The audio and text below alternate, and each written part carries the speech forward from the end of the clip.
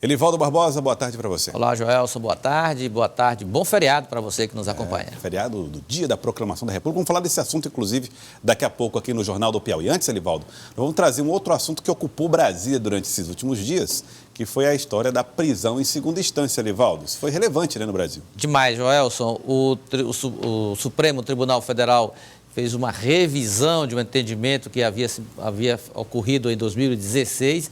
Essa revisão sacramentou já uma decisão que é do cumprimento de um artigo da Constituição, artigo 5º da Constituição, e que tem gerado uma polêmica muito grande, sobretudo com a recomendação do presidente Dias Toffoli de remeter ao Congresso Nacional responsabilidade sobre possível mudança na Constituição para rever também a prisão em segunda instância via, quem sabe, uma proposta de emenda à Constituição. Debate que acontece no Brasil, que algumas pessoas ainda não entenderam o impacto que isso tem no nosso cotidiano. Vamos acompanhar na reportagem.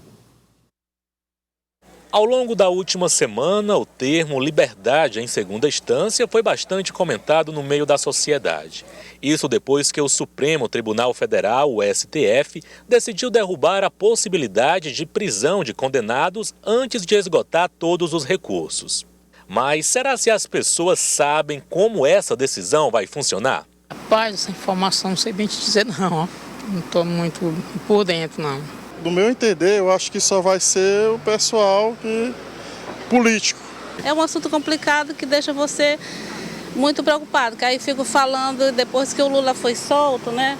Ai, foi por causa do Lula e vai ser solto os ladrões. Então é um assunto muito complicado para você dar uma opinião nesse momento. A única coisa que eu tenho ouvido e acompanhado é que isso vai beneficiar, além de quem a gente já sabe que beneficiou, né, do ex-presidente Lula, vai beneficiar por consequência várias outras pessoas, sendo que essas pessoas que vão ser beneficiadas não mereciam ser beneficiadas. Essa liberdade em segunda instância é um assunto complicado de entender? Para mim é. A não ser que eu ficasse ouvindo e alguém me explicasse assim, de que forma ele tinha que ser.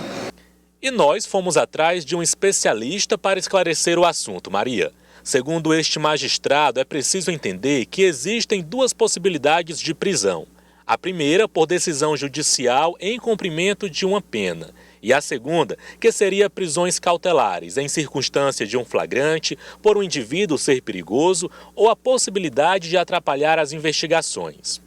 Nesse último universo, ainda encontramos as prisões provisórias, onde o indivíduo não se enquadra em nenhum dos três perfis, mas, por decisão da Justiça, pode começar a cumprir a pena antes do caso ser encerrado. E é nesse ponto onde a decisão do STF recai. É preciso que a gente diferencie essas duas modalidades. Uma coisa é você ser preso cumprindo uma pena.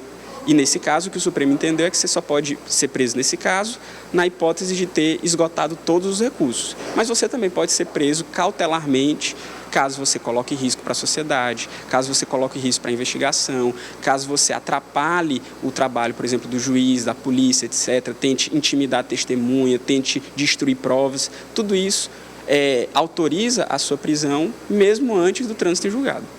De acordo com o Supremo, nesse momento no Brasil, aproximadamente 4 mil presos devem ser enquadrados na liberdade em segunda instância.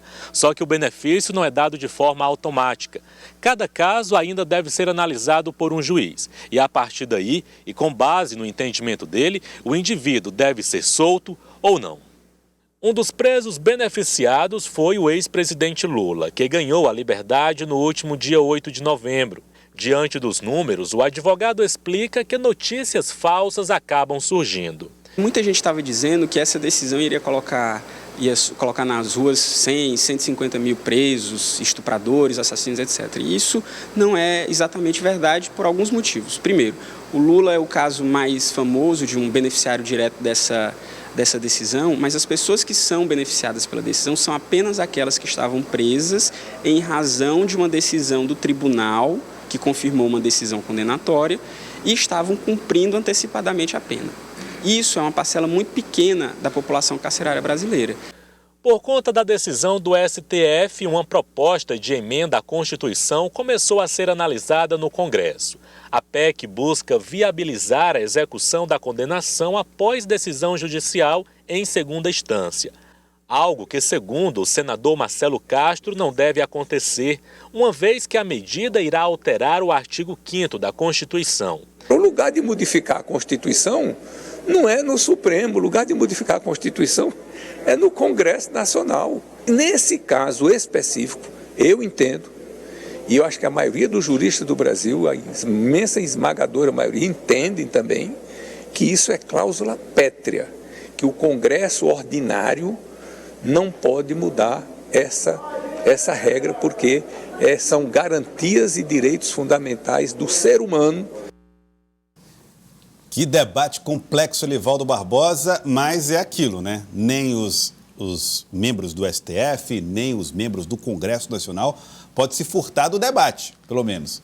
Uma conclusão eles precisam chegar. E pela realidade do Congresso Nacional, o que bem disse aí o senador Marcelo Castro, dificilmente esse artigo da Constituição que prevê exatamente a prisão só depois que forem esgotados todas as instâncias e recursos, dificilmente esse entendimento será alterado no Congresso Nacional.